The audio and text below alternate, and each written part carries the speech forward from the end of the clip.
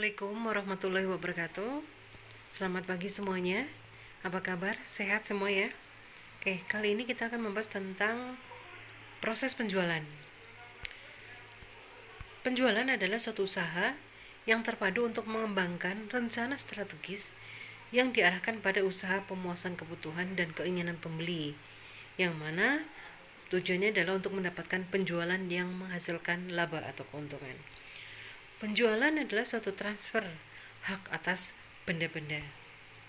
Nah, ini ada beberapa jenis-jenis penjualan.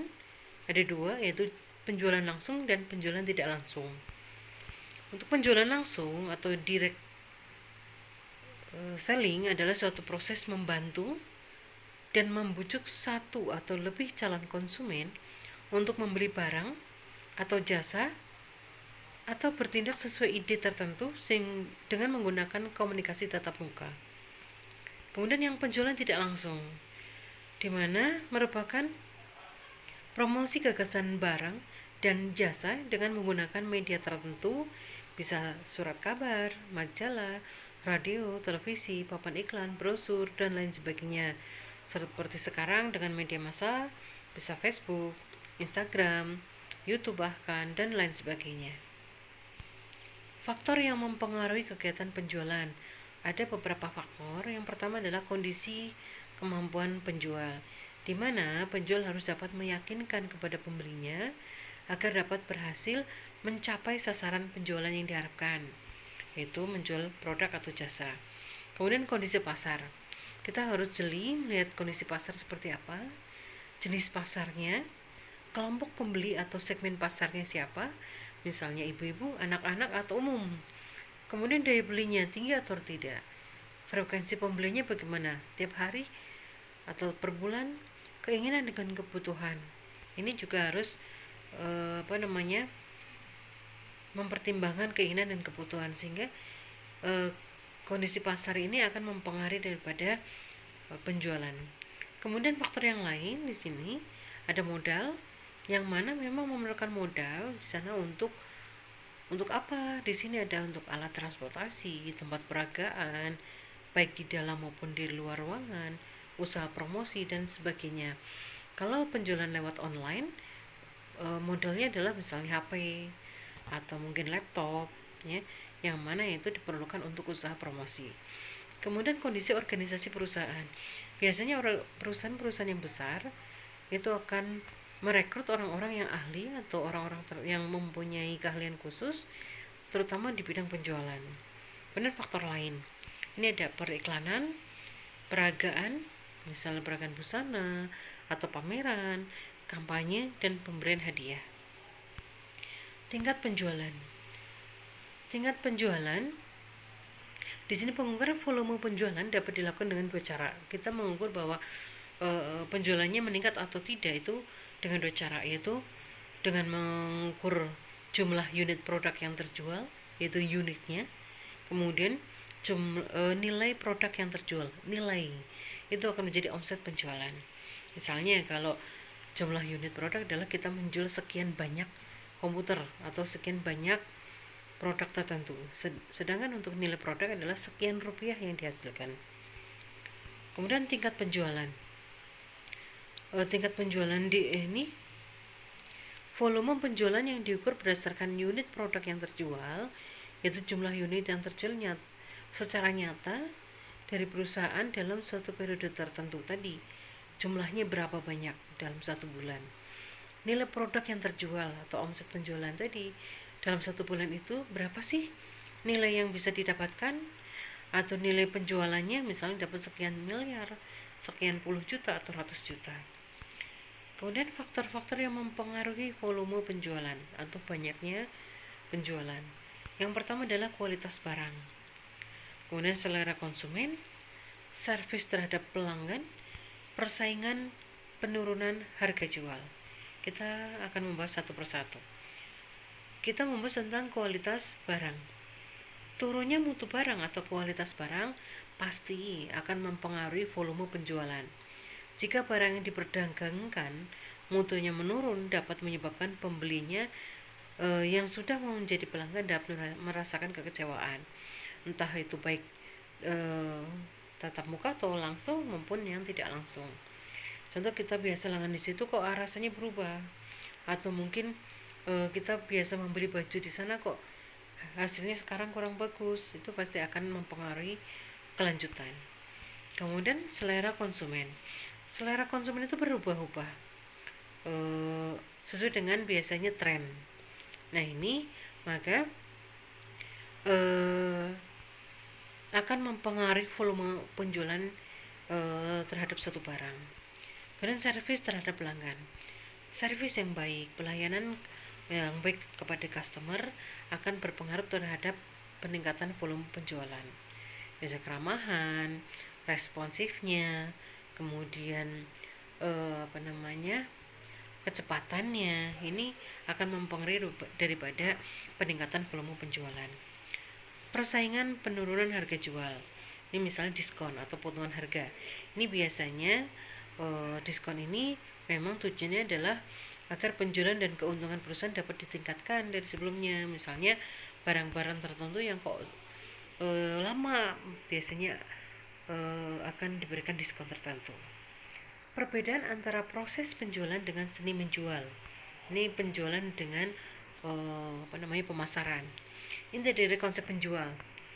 Nah, penjualan ya, di sini biasanya konsumen mempunyai kecenderungan normal untuk tidak membeli produk yang tidak penting.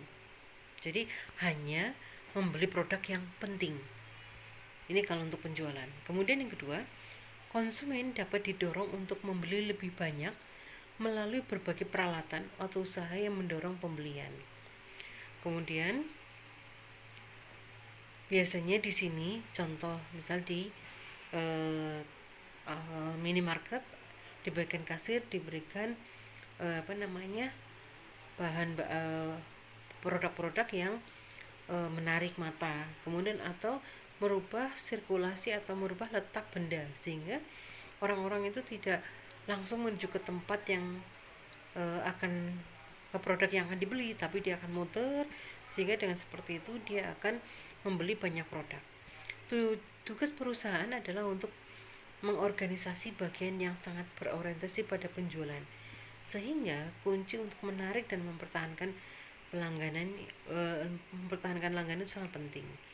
Ini untuk penjualan ada 3 inti daripada konsep penjualan. Yang pertama tadi bahwa konsumen cenderung membeli yang penting saja, kemudian konsumen harus didorong untuk membeli lebih banyak barang, kemudian tugas perusahaan adalah mengorganisasi yang berorientasi pada penjualan. Kemudian konsep pemasaran ada 3 dasar pokok. Perencanaan dan operasinya berorientasi pada kebutuhan dan keinginan pelanggan atau konsumen. Nih, jadi lebih ke arah bagaimana keinginan pelanggan dan konsumen. Semua aktivitas pemasaran dilakukan secara terpadu, ya, sudah terencana dengan matang. Kemudian memenuhi atau mencapai tujuan perusahaan dan berusaha memberikan kepuasan semaksimal mungkin pada pelanggan. Ya, jadi memang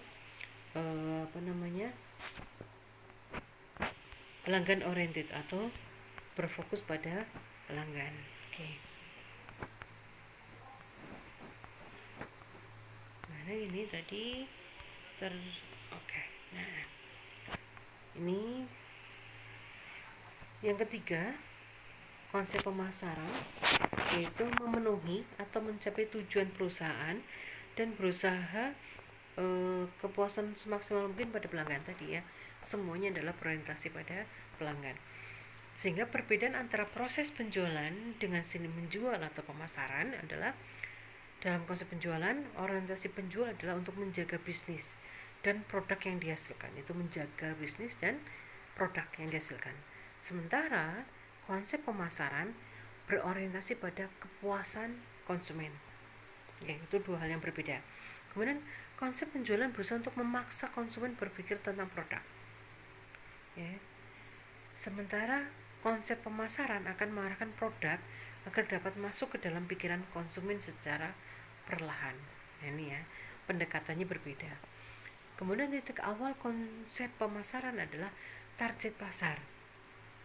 Sehingga hal pertama yang dilakukan dalam konsep pemasaran adalah riset, studi pendahuluan untuk melihat bagaimana kebutuhan pasar, ya, mengetahui kebutuhan konsumen. Sebagai lawan dari ini, konsep penjualan membuat pabrik sebagai titik awal.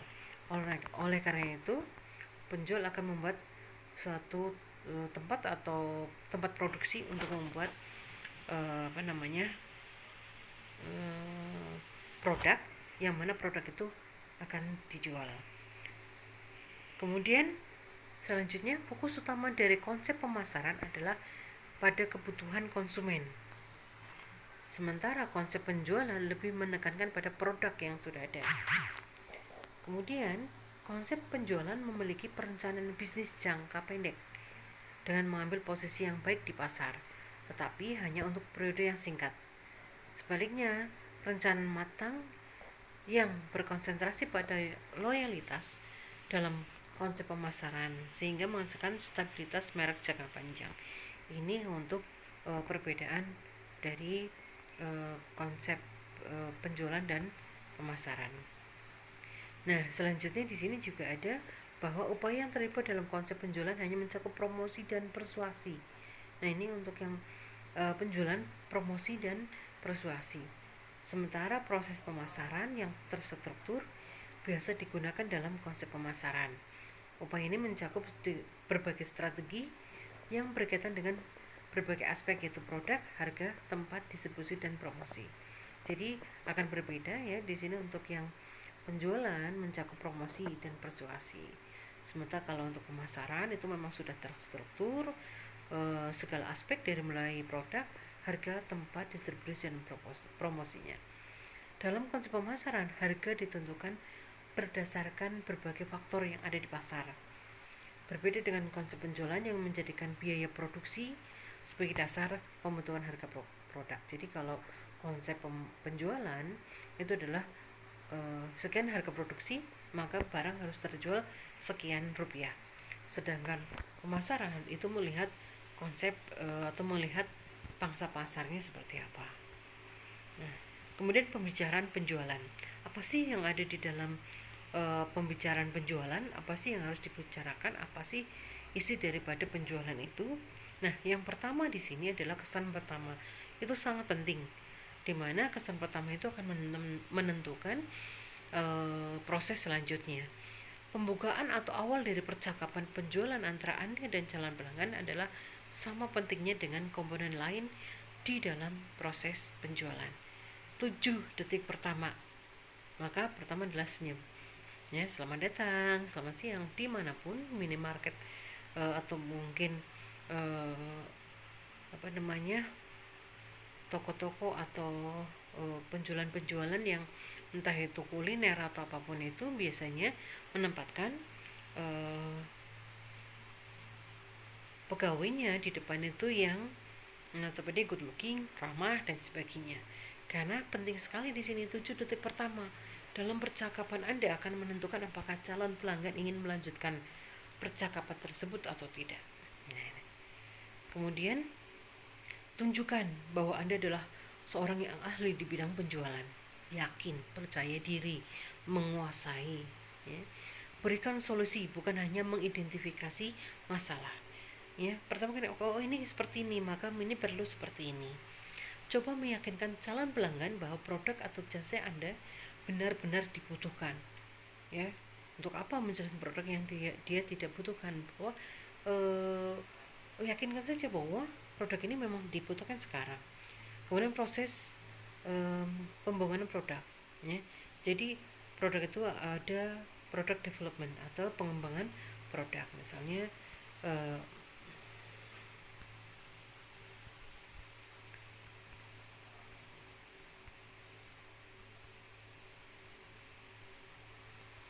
no.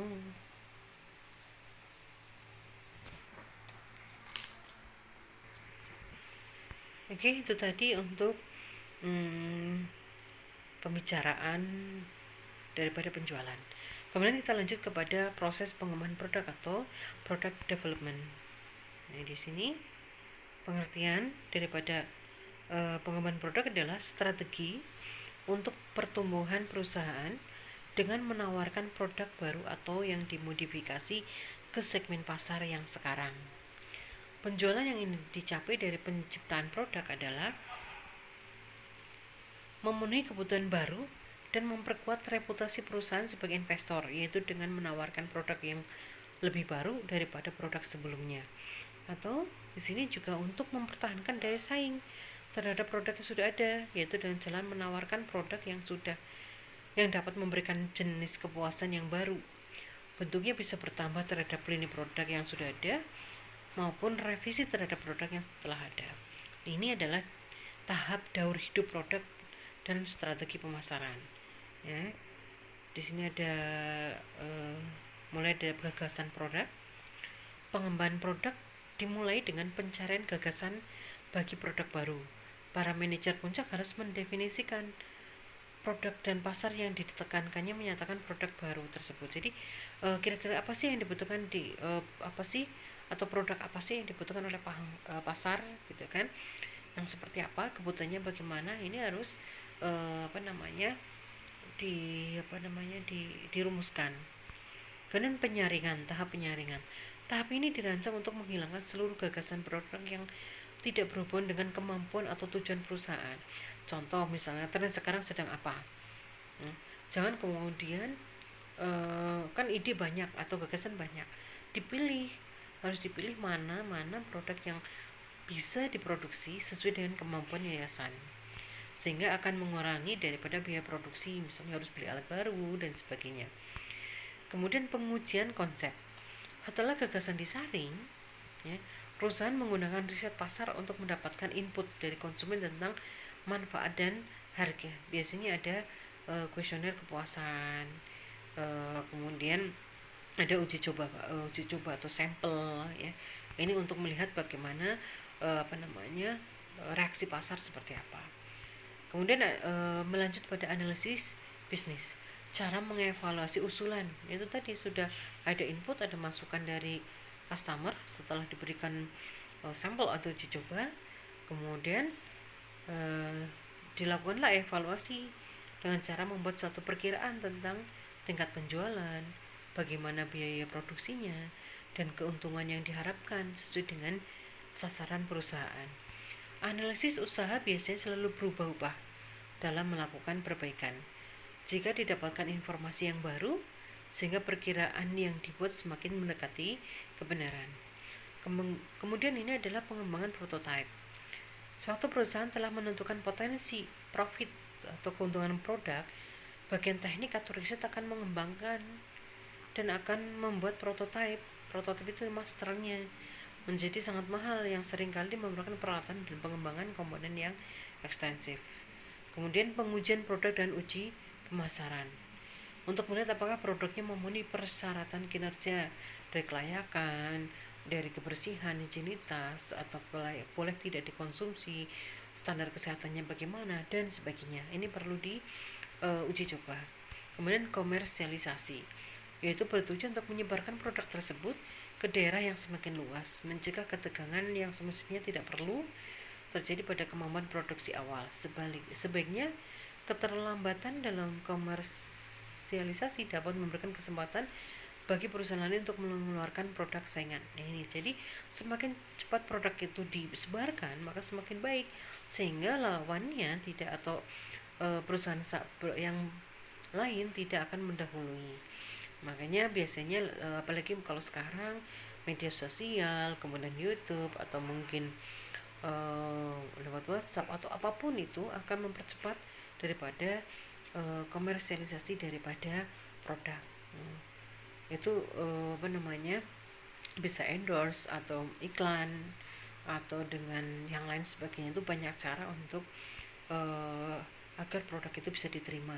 Ada mungkin bahkan pameran dan sebagainya. Oke, mungkin itu saja untuk materi tentang proses penjualan.